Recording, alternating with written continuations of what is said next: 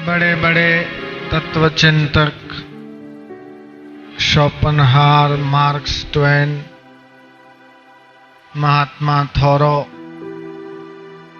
आदि, उन्होंने अपने भारतीय संस्कृति की खूब महिमा गाई और ये कहा कि संपूर्ण विश्व का बड़े में बड़ा तत्व ज्ञान जो आत्मा को परमात्मा से मिलाता है और मनुष्य के जीवन को पूर्णता की ओर ले जाता है, वह सिर्फ और सिर्फ भारत के उपनिषदों में और वेदों में ही है और कहीं नहीं है।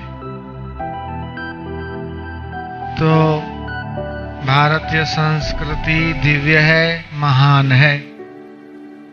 4 संस्कृतियां प्राचीन, मिस्र की, चीन की, रोम की, भारत की, लेकिन भारतीय संस्कृति प्राचीन, विशाल, गहरी और सबसे महान है।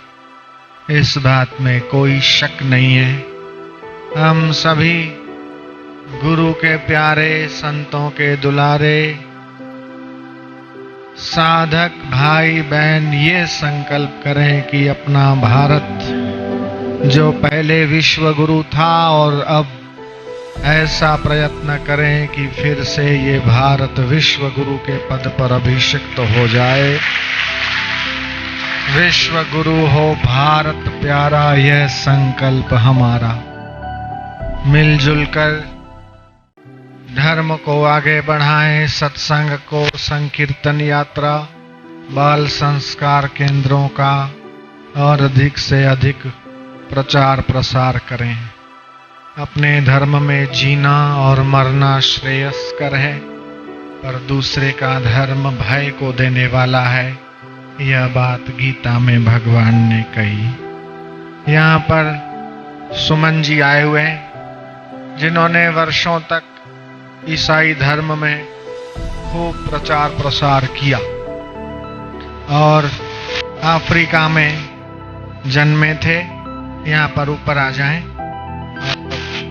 आपको बापूजी ने भी वहाँ सूरत में बुलाया था और टीवी में भी आपने देखा होगा। कल हम इनके साथ थोड़ी देर बैठे थे और इन्होंने अपने जीवन का मुझे बताया, तो इनका अनुभव और इनका भारतीय संस्कृति के प्रति आदर, मान देखकर हमारा चित्त भी बड़ा प्रसन्न हुआ।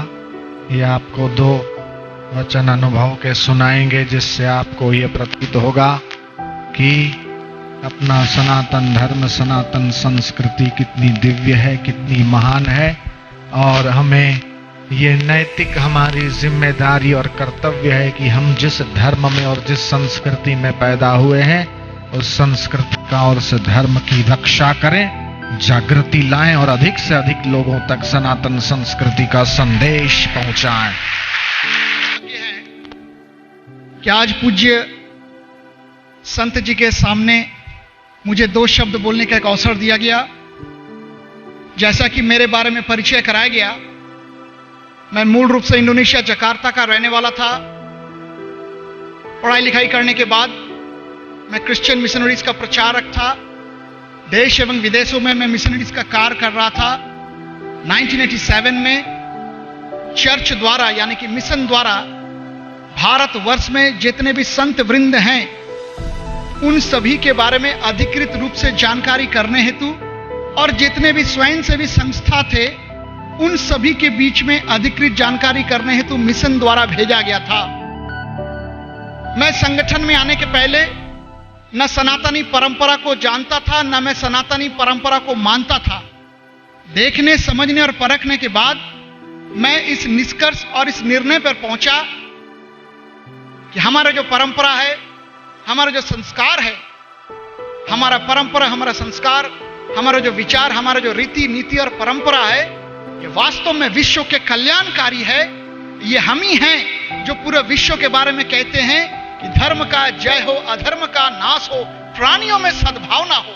ये हम ही हैं जो सभी लोगों को आत्मसात करने का क्षमता रखते हैं। गूंज उठी हर घाटी है, गूंज उठी हर घाटी है, चंदन इस देश की माटी है।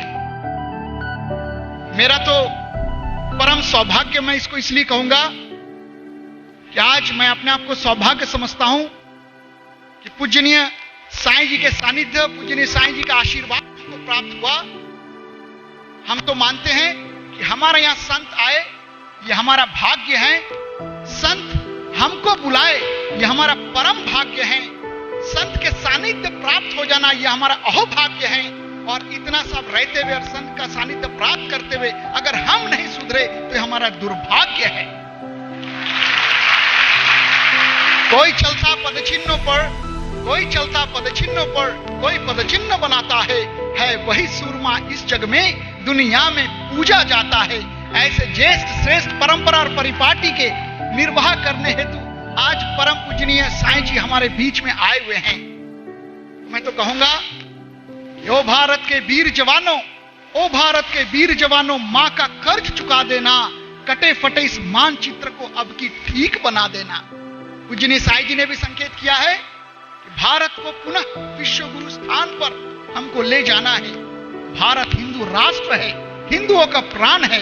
ऊंच नीच भेदभाव को समाप्त करके न कोई रूठे ना कोई टूटे, कोई हमसे रूठे ना, कोई हमसे टूटे ना, कोई हमसे छूटे ना।